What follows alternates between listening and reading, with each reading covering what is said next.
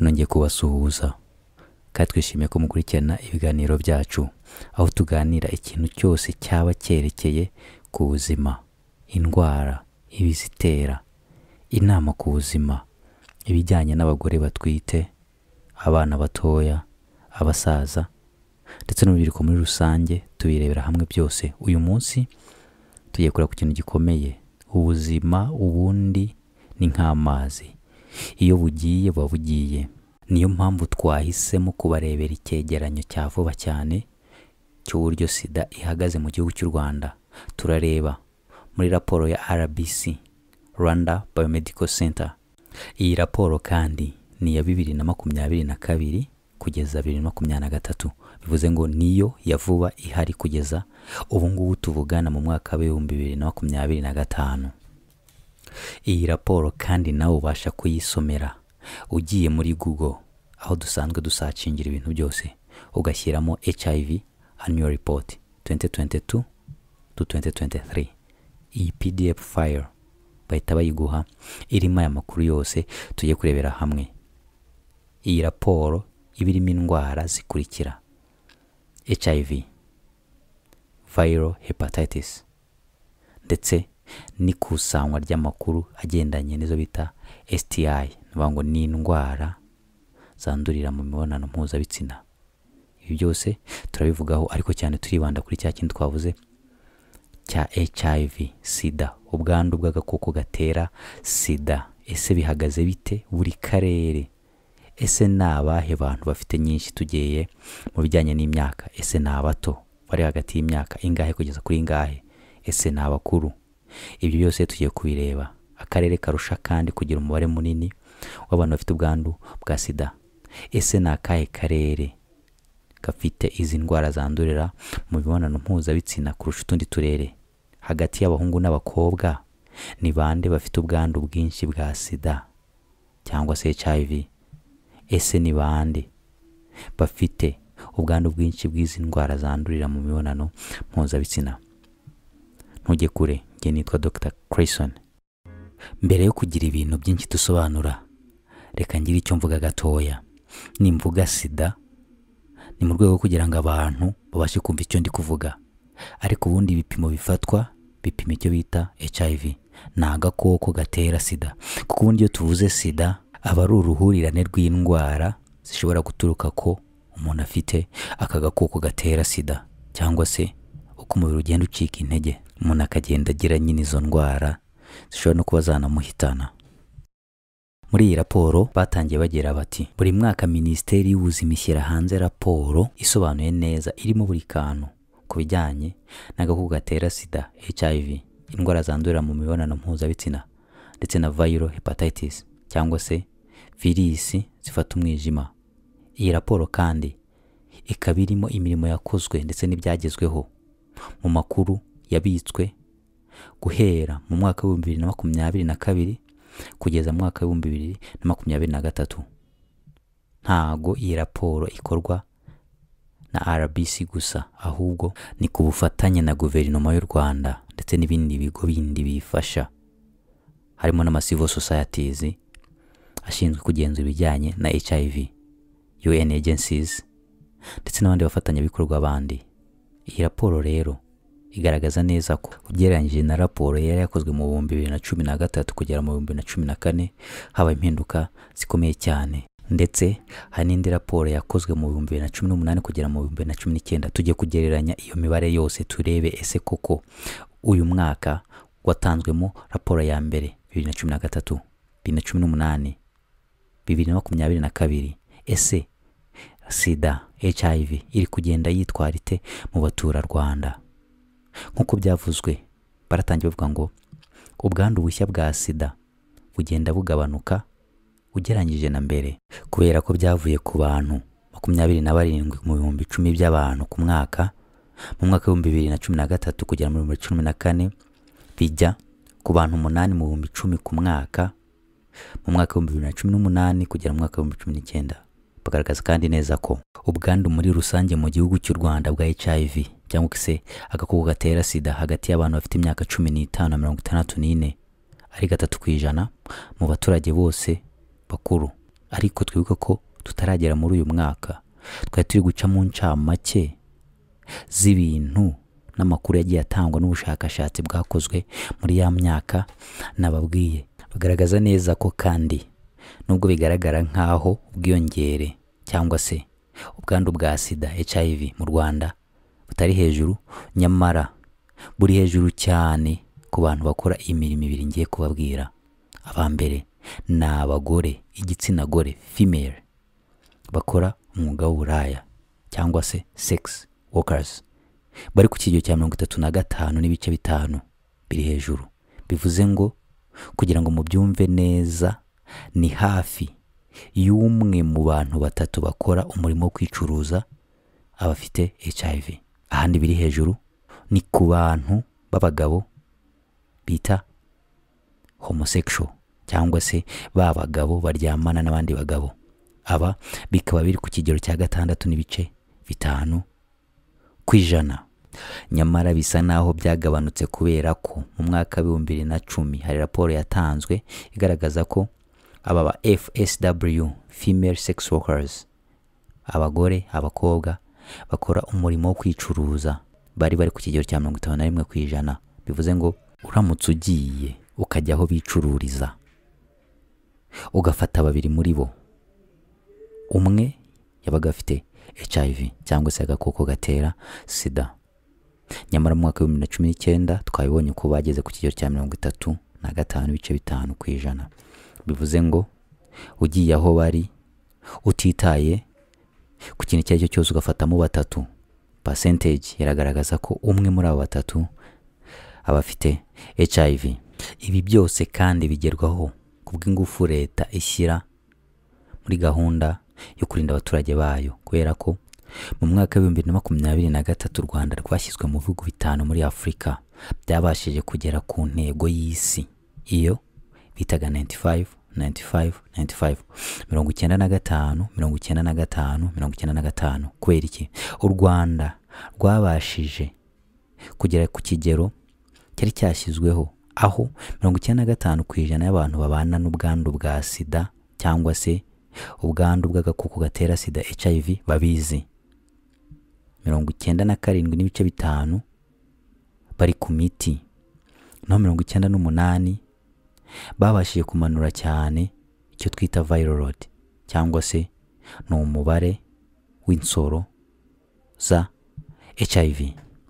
Reka noneho twigarukire none uyu mwaka wa 2022 kugeza 2023 mu bigo bishinzwe kureberera ubuzima hose mu Rwanda hafashwe ibipimo 2,720,336 bya sida cyangwa se HIV mu turere twose tugize u Rwanda: Rwamagana, Kicukiro, Karongi.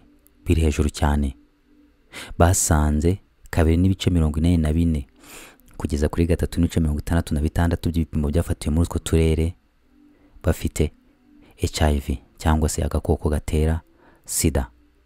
Uturere twakurikiweho: Gasabo, Nyarugenge, Muhanga, Ruhango, Nyanza, Gisagara ndetse na Rusizi. Utwo nitwo turere twa kabiri twasanzwe dufite 2.12 kugeza kuri 2.43% y'ibipimo byafashwemo. Uturere twakurikiyeho ni Kamonyi, Gakenke, Kayonza, Ngoma, Kirehe, Nyagatare, Burera, Nyabihu, Nyamasheke ndetse na Huye. Aha hasanzwe abantu 1.58% kugeza kuri 2.11 y'abaturage bafatiwe ibipimo bafite HIV.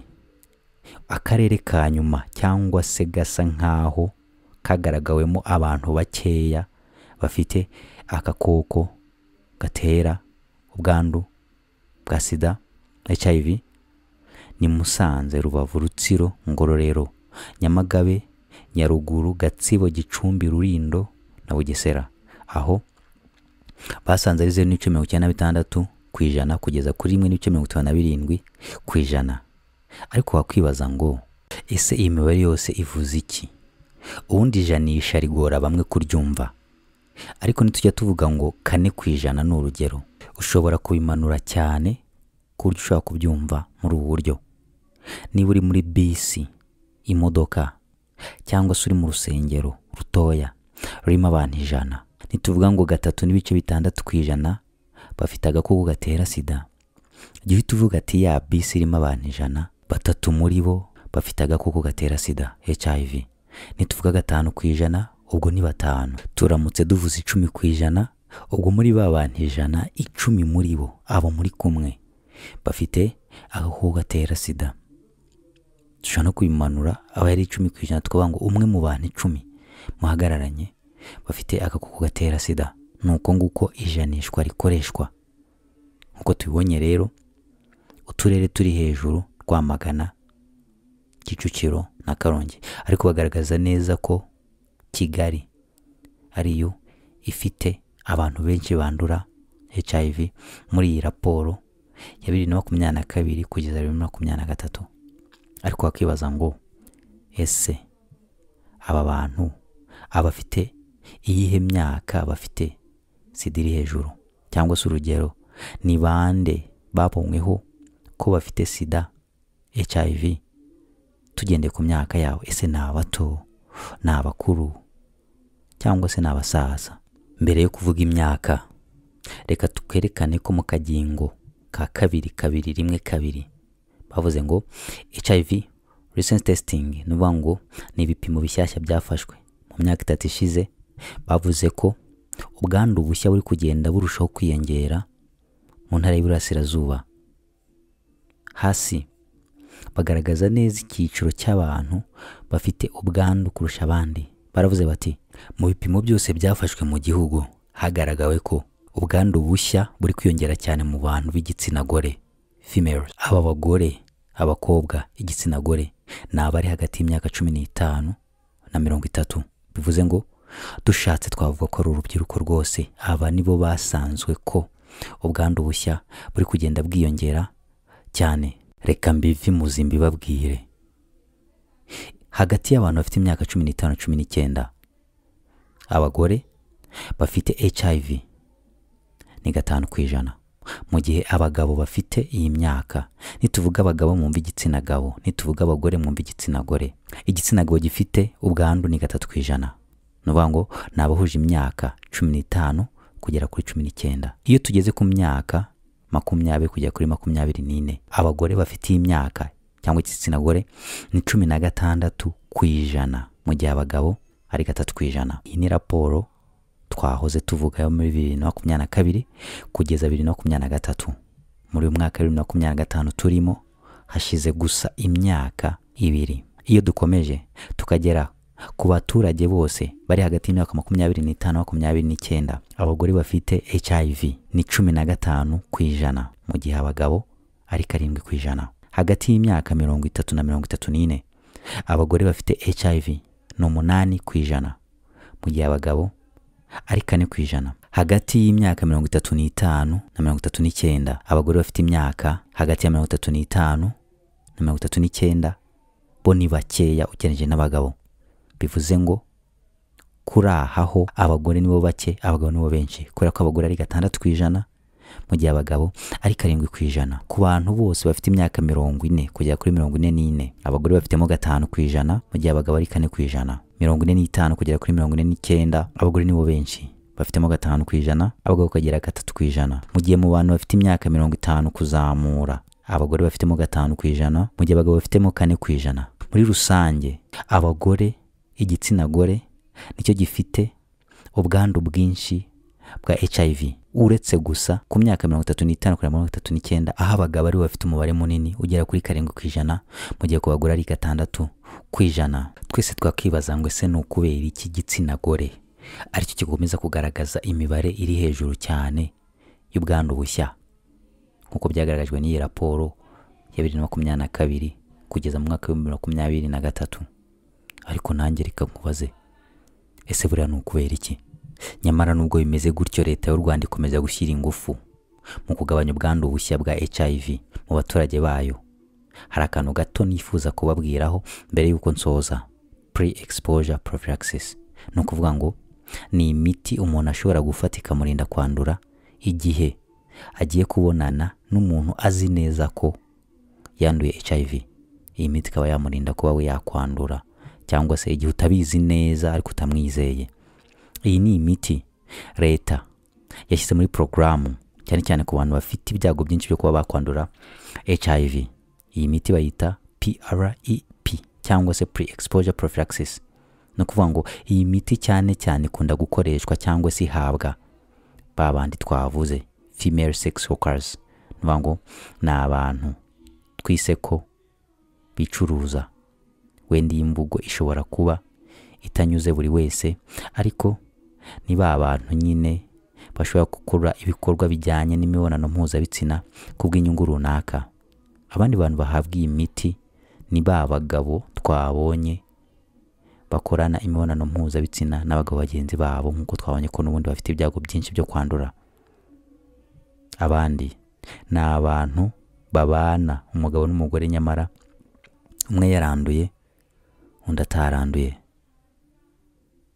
Abandi ni abantu bose bashobora kuba babyifuza, cyane cyane abakobwa b'abangavu cyangwa se ingimbi bashobora guhura n'ibibazo byo kuba bagira ubwandu bushya bukuye ku bantu bagiye batandukanye. Aba bose babasha guhabwa imiti bakayinywa ndetse ntibabashe kwandura, cyangwa se bikagabanya ibyago byo kuba bakwandura HIV. Hari ibindi leta yagiye ishyiramo ingufu cyane ku bijyanye no kuba umubyeyi utwite ashobora gufashwa igihe afite ubwandu bwa sida HIV ntabashe kwanduza umwana atwite. Ndetse hari indi miti myinshi yagiye izanwa ishobora guhabwa umuntu ukeka ko yaba yahuye n'umuntu wanduye sida, cyangwa se umuntu ukeka ko yahuye n'amaraso y'umuntu wanduye sida, cyangwa se ukaba ubizi neza ko wakoranye imibonano mpuzabitsina n'umuntu ufite sida. Icyo gihe hari uburyo leta yashyizeho bwo kuba abantu bose bashobora gufashwa bagahabwa imiti ishobora gutuma umuntu atandura. Ariko cyane cyane ibi bigomba kugendana cyane no kuba abantu bagomba kuba bazi neza ko bahagaze, kubera ko hari uburyo bwinshi leta yagiye ishyiramo imbaraga mu gushishikariza abantu kwipimisha, kubera ko kwipimisha nicyo kintu cyonyine gishobora gufasha umuntu kumenya n'uburyo yirinda, yaba kwirinda kwanduza abandi cyangwa se no kuba wibwe yakwirinda kwandura. Ntabwo ibya HIV twabivuga ngo tubirangize mu kiganiro kimwe, ariko ubaye ufite igitekerezo, ikibazo, watwandikira rwose. Ndetse habaye hari n'ikindi kintu mwifuza ko twababwiraho, nabwo mwatwandikira muri komenti. Uwiteka abahire. Njye ni Dr. Cresson, naho utaha.